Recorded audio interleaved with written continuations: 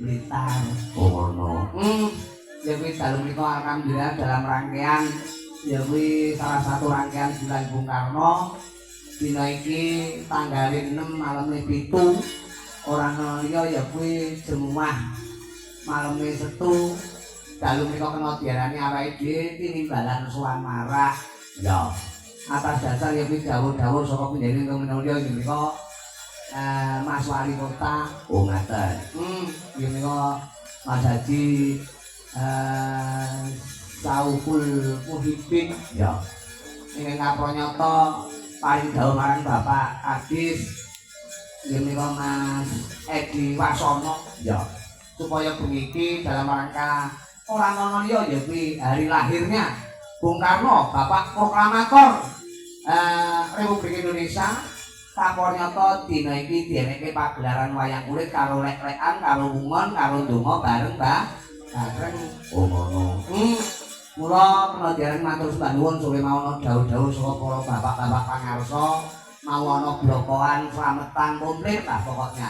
Alhamdulillah awake dhewe dadi wong Blitar iki patut berbangga diri karena jasa-jasa beliau inggih menika Bung Karno sing wis watara kena diarani yogi bapak pendiri bangsa. Oh ngono. Nah sadurunge muga-muga kanthi mungon dalu menika kanthi slametan ya kuwi brokohan ya kuwi lahirnya ingkang minulya inggih Bapak Proklamator Bung Karno muga-muga nambahi berkah tumrap kabeh warga masyarakat Kutha Blitar luhuripun para bapak pangarsa bisa nata praja kanthi becik bisa nentremake Kutha Blitar kanthi apik. Oh ngono. Yen ana siku denda, yen ana balak bendu, ilang badhar dina iki.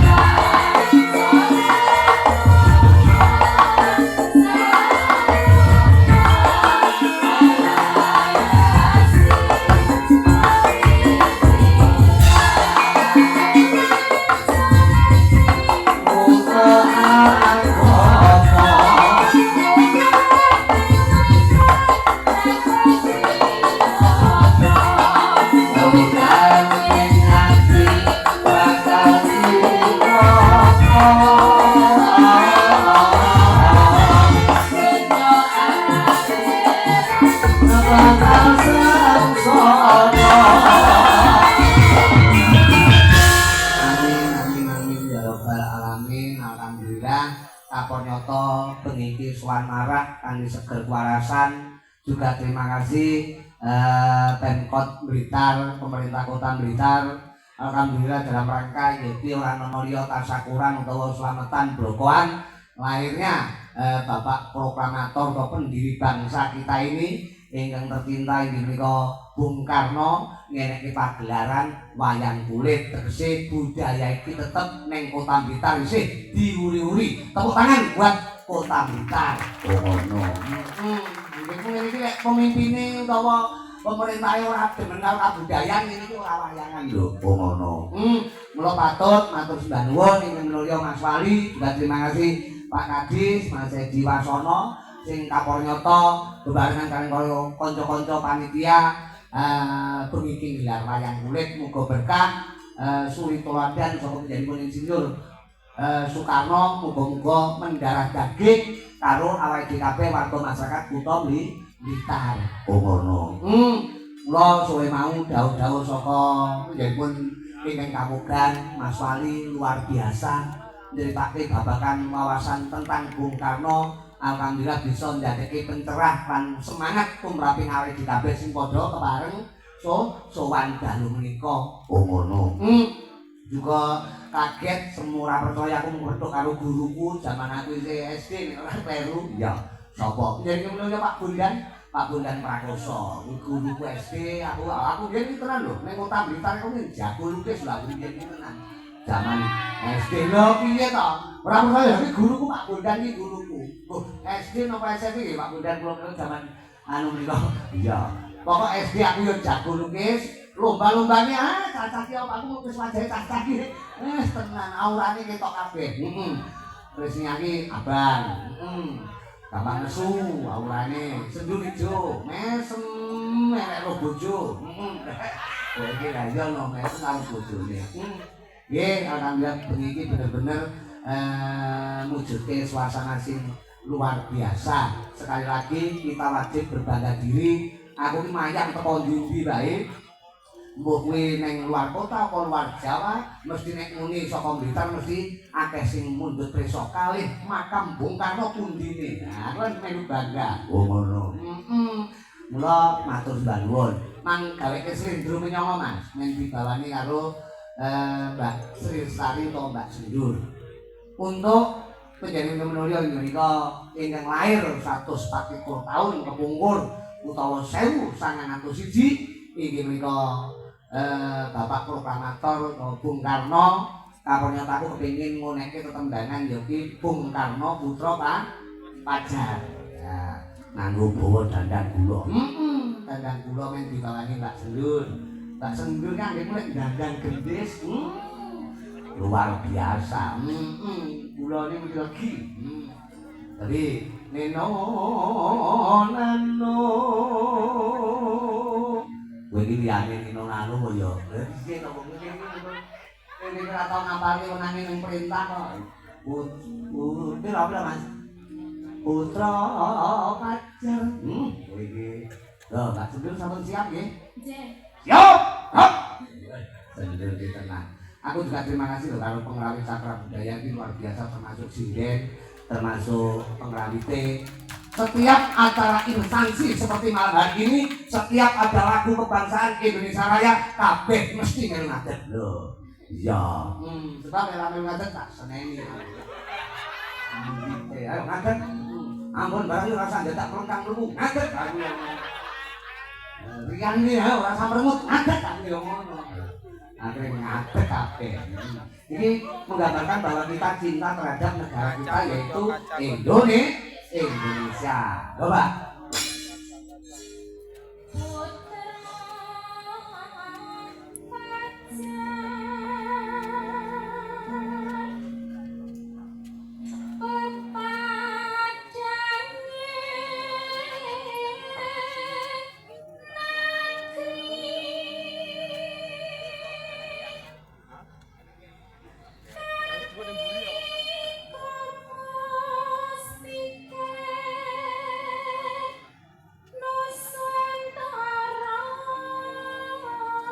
Kartika Mustikeng Nuswantara tegese Kartika Lintang. Mustikeng saka tembung mustika Nah, tadi kembangin Nuswantara. Oh, lanjut.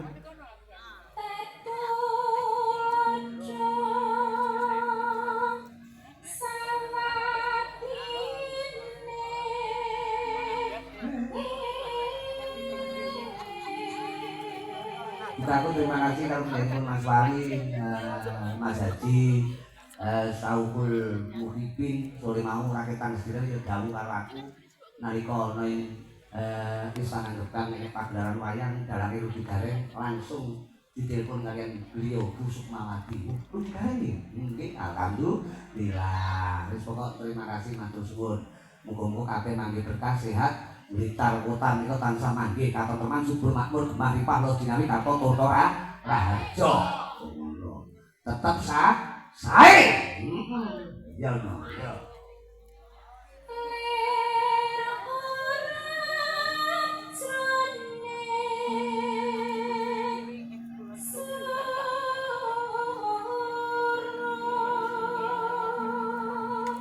Suarane Mbak Sinduri jan bening kaya banyu aku asih rong tau diobok-obok.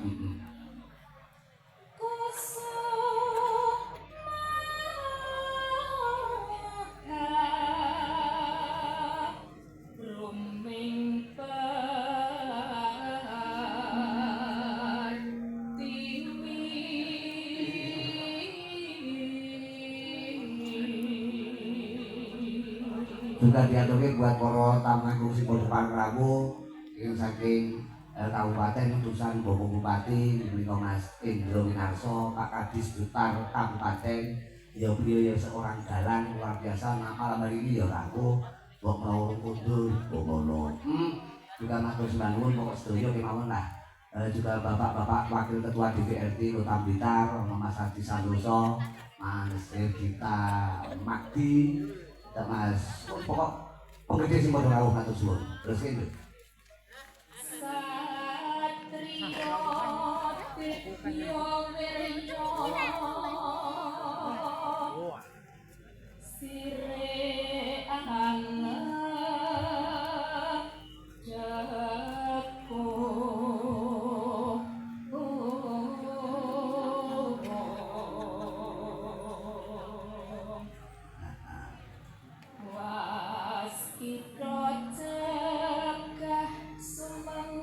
Waskita Cegah Sumengah.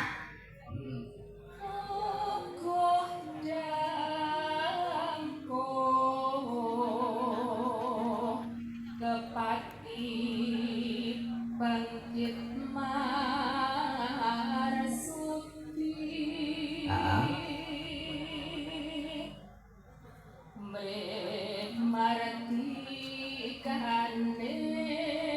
martikane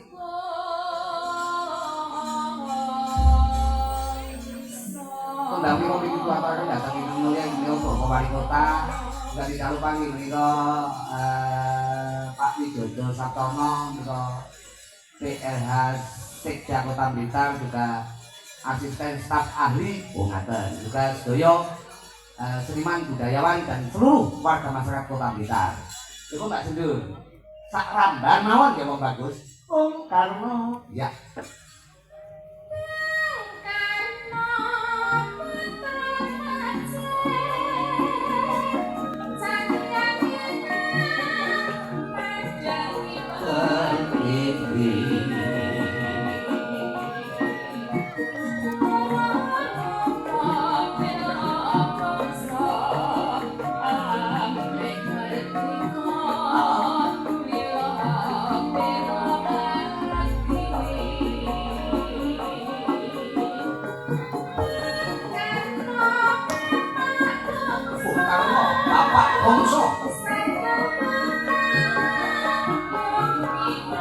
Satu hul ayomi kok kamu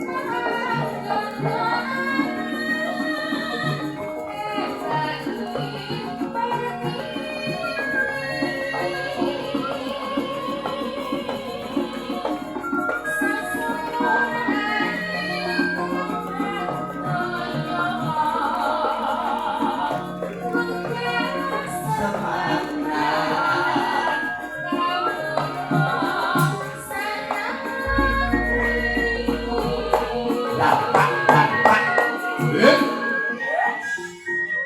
Bung Karno Putra Wajar. Tembang iki rasa dijambute iman-iman. Oh ngono. Dinteke ya, Nduk. Ya.